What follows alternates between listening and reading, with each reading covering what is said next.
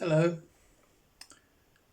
just a short video relating to electric cars and petrol cars and diesel cars, and just why I believe, well, not so much belief, it's just reality of why electric cars are so superior to petrol and diesel cars. I'm sure everyone knows this, but I'm no expert, but a rough outline is petrol and diesel cars, they burn fuel. They burn fuel to make the vehicle go along the road, that's obvious. But the way they do it is you put the fuel in the tank and the vehicle burns the fuel to push the piston up and down. It's what's been done for 200 years. The steam engines did the same thing. It's just pressure to push the piston down to make the wheels go round. So really you're changing vertical motion into rotating motion. It's quite amazing how smooth they are, considering it's a bit of a catastrophic event. I mean, in the case of diesel cars, it's burning the fuel and the expansion pushes the piston down. And in the case of petrol cars, it's actually an explosions thousands of times a minute to push the piston down. Very aggressive way of propulsion. And when you fill up your diesel or petrol, you're getting, well, the fuel is inanimate. It's just nothing. It's just something which needs to be converted into energy.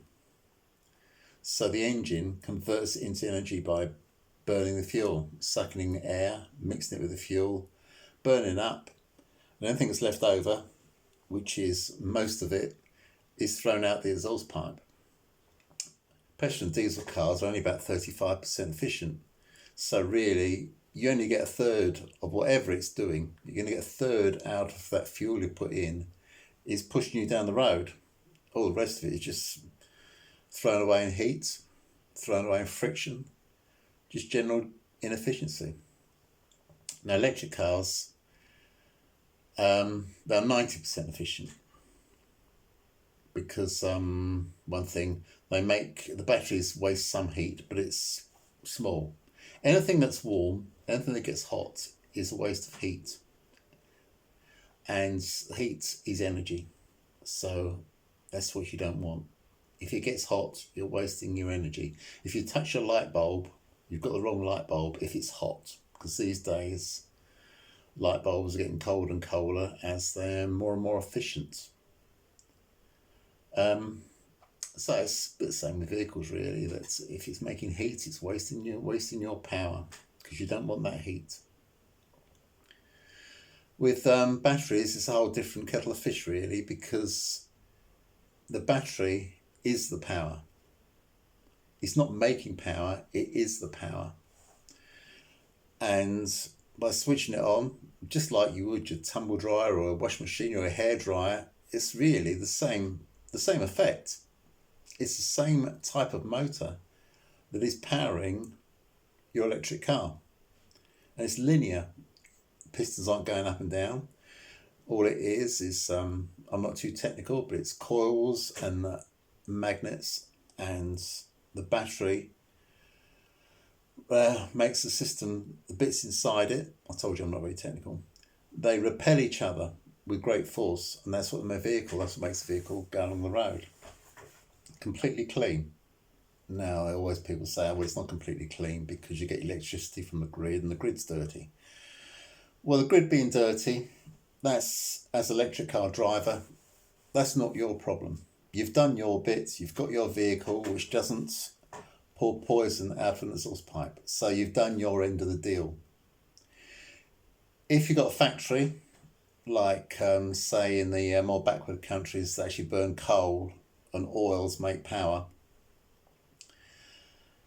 You've got your electric car, you've done your part of the deal, you're driving a car that's clean. It's up to the other end that are burning coal and oil to come to sort out their end of the deal. If they're polluting, that's their problem. And it's their problem to sort out because their problem is affecting everyone.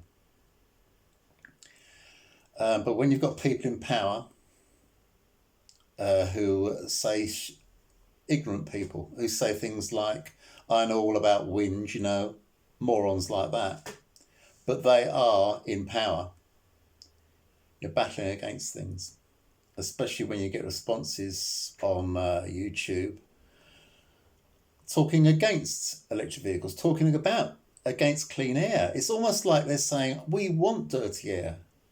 Even if there was no CO2, even if there was no global warming or climate change, they're still arguing they want to fill the air with poison.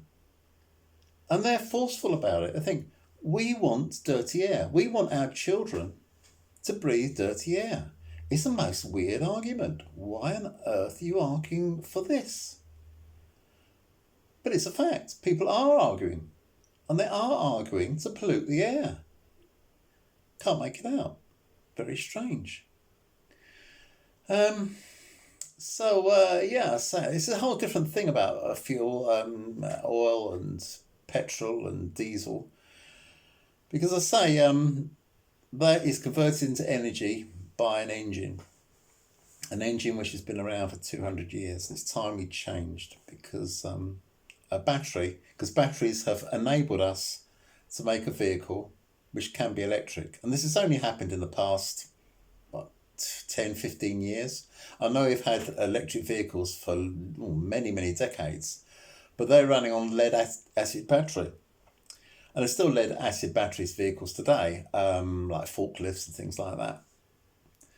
But you wouldn't want to drive a forklift down the motorway.